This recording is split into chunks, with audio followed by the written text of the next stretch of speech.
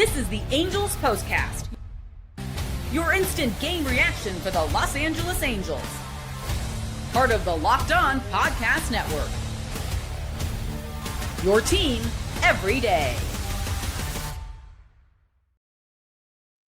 What is going on, everybody? Hello, Halo Nation. Hello, Halo hopefuls, and welcome back to the latest edition and the long-awaited return of the Locked On Angels POSTCAST, coming at you live, as always, after every single Angels game, right here live on the Locked On Angels YouTube channel and after the fact, both on the channel and wherever the heck you get the Locked On Angels audio podcast feed. If you don't know who I am, I know it's been a while. What's going on, everybody? My name is Gavin Carlson, former credentialed journalist in the LA area, spent not one, not two, not three, but 4 years covering UCLA sports with the Daily Bruin, now in year 2 with the Locked On Podcast Network, where it's your team every day. Our team is the Angels, and let's be honest, this team has been awful the second half of the season. They've been awful in recent games, many of which I haven't been able to do postcasts for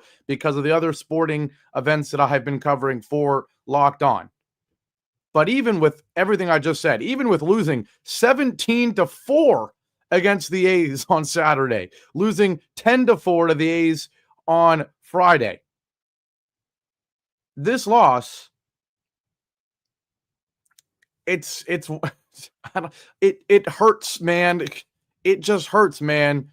We have, as Gruffy says, we have been getting smacked recently. Absolutely. But there's certain ways to lose, right? There's, all right, the position player comes in and throws 30-mile-an-hour lobs in the 6th inning and, the A's score 5 runs or whatever. But tonight, what stuck out to me, every game has been awful, but a unique level of awful when you have 4 errors defensively and 13 strikeouts to just 5 hits offensively. This was truly, when there's games where they lost 20-3, there's 17-4 on Saturday. And this was one of these games that, bro, every single phase was disgusting. Every single phase. And you come in wanting to see certain things even in a loss. And we didn't see any of those tonight. And so that's where we start today's show. First and foremost, shout out to everybody in here. I know it's been a couple days. Was not available Friday. Then Saturday was UCLA. Then Sunday was the Rams. But I'm glad to be back here tonight. Wish I wasn't talking about a game as disgraceful as this one. But I was excited coming into this game, despite what we saw all weekend, because of one player. And unfortunately, that did not go well either. This is what you'll be talking about. We're going to start with Caden Dana because I was excited to see him on the mound today, right? Obviously, it was not too long ago that we were talking about him having a very impressive start. And you're going up against a Twins team that has been really struggling, right? Like 17 games below 500 or something coming into this one. Yeah, 17 games below 500.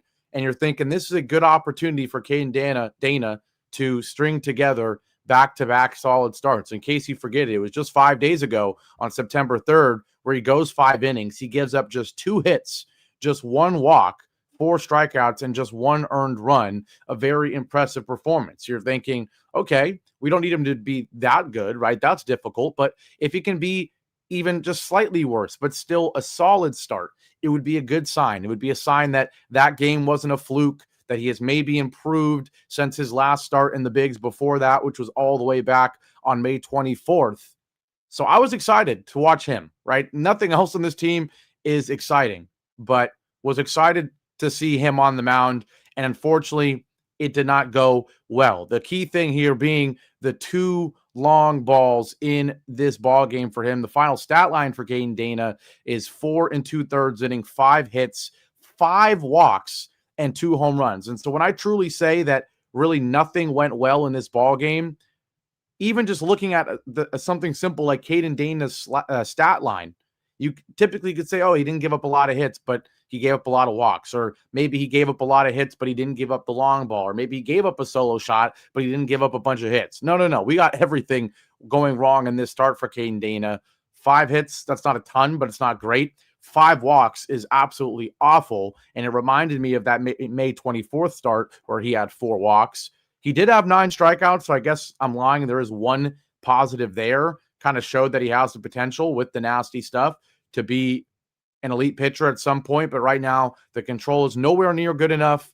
The consistency of his pitches, the location, any of it is nowhere near good enough, and he gives up 2 home runs that absolutely shut down any chance of this being a good start for him. The first, a Royce Lewis 2-run shot after a walk.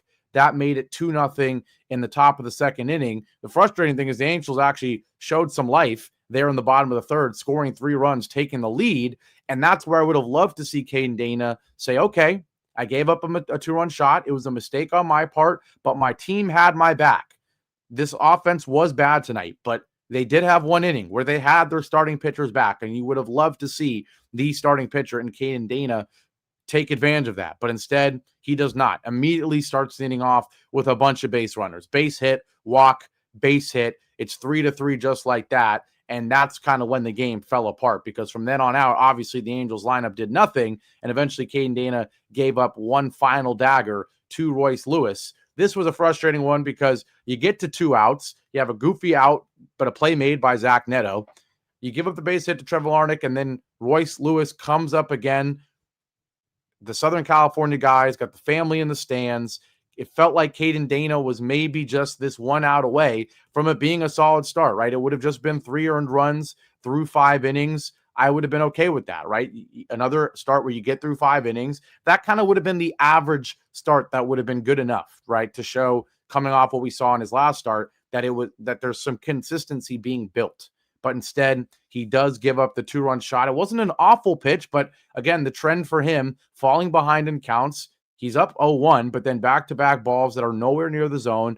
2-1, you kind of felt like the fastball was coming. It was coming. It wasn't in an awful location, but good enough for Royce Lewis to turn on it again. 102 exit velo, 383 feet. It's 5-3. And then he walks Cody Clemens, and you can't even let him get through the 5th. You would have loved to at least see him get through the 5th, even after the Royce Lewis homer. But not only does he escape what would have been 5 innings pitched, just 3 earned runs, and a competent start, doesn't even get to 5 innings, 5 earned runs, and a 2-homer game from Royce Lewis off of Caden Dana. Obviously, Royce Lewis, the player of the game in this ball game, finishes with those 2-run shots. So it's 2 hits, 2 RBI, or 2 runs, 4 RBIs. It's a guy who has not had a great year. He hasn't played a ton, but still just his 12th home run of the season. We know the home run power is there. We know he has the potential to be great, and he showed it tonight. But he was not alone. 12 hits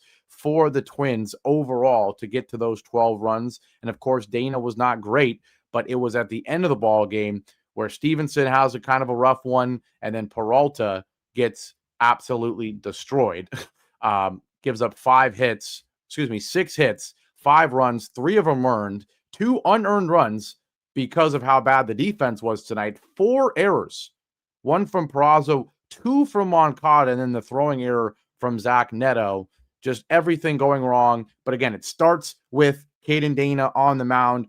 If the Angels lost this game 6-3 or something, but Dana only gave up 3 through those 5 innings, I would have said, hey, it's a C game, or maybe even a B- game if someone else that we wanted to see do well offensively did so. But instead, this is a D game. It's a D- game, even with the context of us being horrible, right? Even with that, and me trying to be friendly to this team. It's a D- game. Caden Dana was not good. The lineup was not good. The fielding was awful. And the Angels are back to 10 games below 500. We're going to take our break here. When we come back, we'll talk about the offense. I do want to talk about Mike Trout at the leadoff spot. He does get on base 3 times tonight. It did feel like people were kind of clamoring for Mike Trout to have the leadoff spot. He's there. Let's talk about if it's something that might be the future of this Angels lineup. We'll talk about that. We'll look at the rest of the lineup, and we'll look forward to the rest of the week after our break here on the Locked On Angels postcast. I will be right back.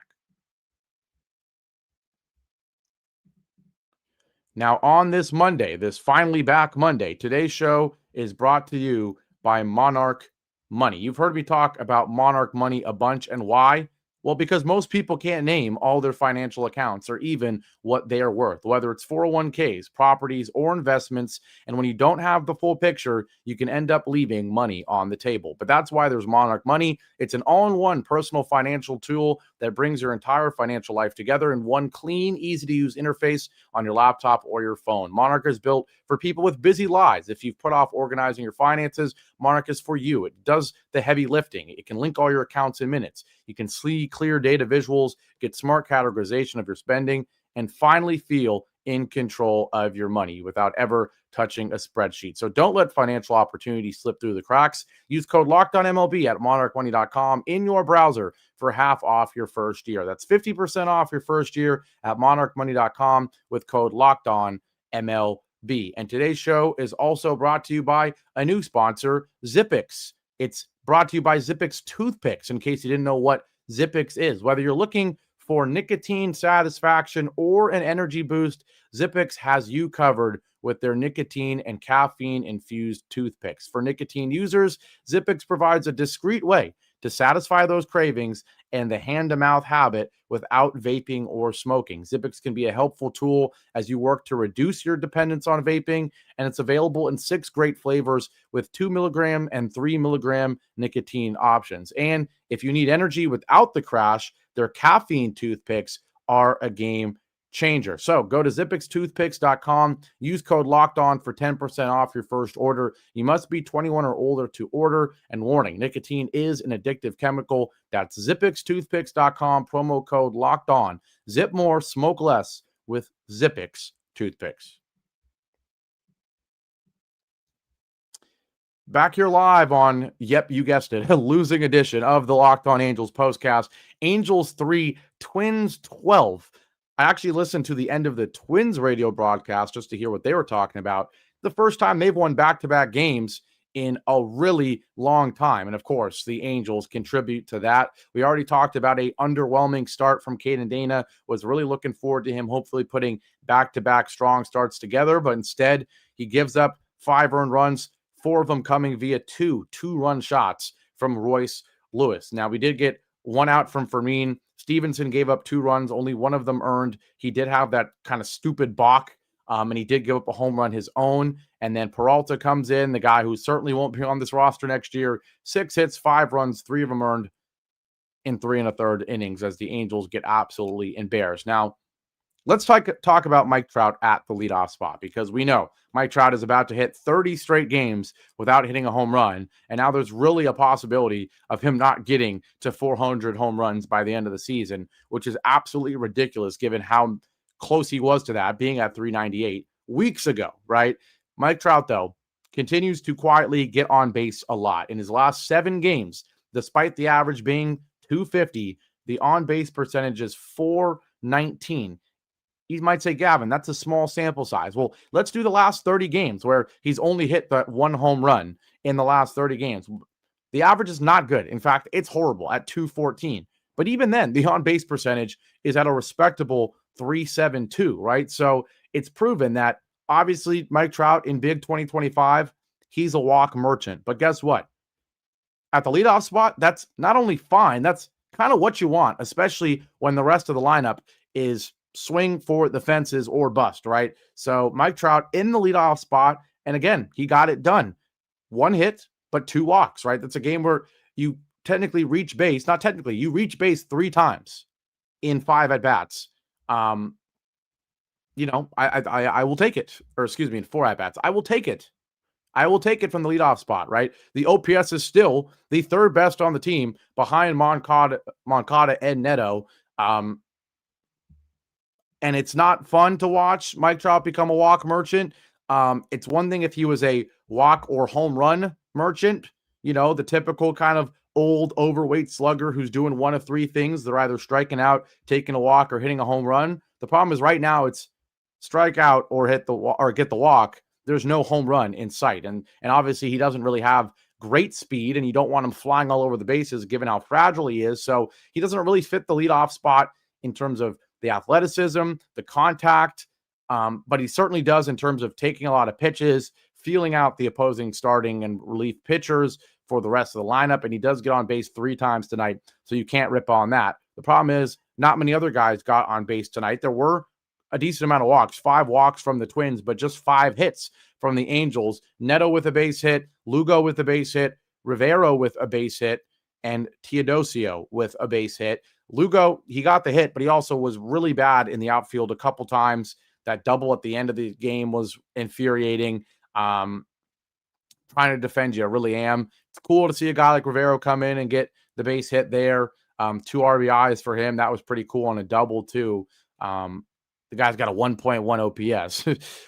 But still, it's one of those games where the things you wanted to see did not happen tonight in terms of Caden Dana was not great, and you still got a bunch of foolish baseball from the Angels with all the errors. You look forward to the rest of the week, and you go, what do you want to see? What do you want to see? What do you want to see? Well, you want to see, again, the young guys on this team, not the ones that aren't going to make the roster and are just up here for a couple of weeks and then they're gone. You do want to see the young guys, especially the ones on the rotation, come through. Unfortunately, tomorrow's not one of those games because you have to watch Kyle Hendricks pitch. But then we get Soriano on Wednesday. You know I'm excited for that. And then I'm hoping on the 11th or 12th, we see Mitch Ferris. That would make a lot of sense. But really, that's all we have to look forward to are the young guys on the mound, the occasional young guy having a good game offensively, especially when Joe Adell's out, especially when Zach Neto's been a bit quiet, especially when Logan O'Hoppe, unfortunately, is still terrible. And it does really feel like guys like Taylor Ward and Renhefo, they're kind of easing into the end of the season as well, as we're just a couple weeks away from this thing being over. But we'll see what we get from Kyle Hendricks tomorrow. Certainly we'll be looking closely at Soriano on Wednesday. Never going to not do that. And then let's see Mitch Ferris do something on Thursday. That is the goal for the early part of this week. But before we wrap this one up, want to say shout out to you guys. Again, I know was not here Saturday or Sunday because of the Rams and UCLA games. Obviously, my Bruins are in shambles, so we don't need to talk about that. The Rams do pick up a win. But appreciate you guys for sticking with me, being in here on this Monday night, despite not being able to do the last couple of shows. Not like we missed anything, because boy, oh boy, were the Angels terrible, especially on Saturday. But shout out to all of you. Have a great rest of your Monday night, and I'll see you back here tomorrow night, hopefully after an Angels win. Take care, everybody. Have a good one, and go Angels.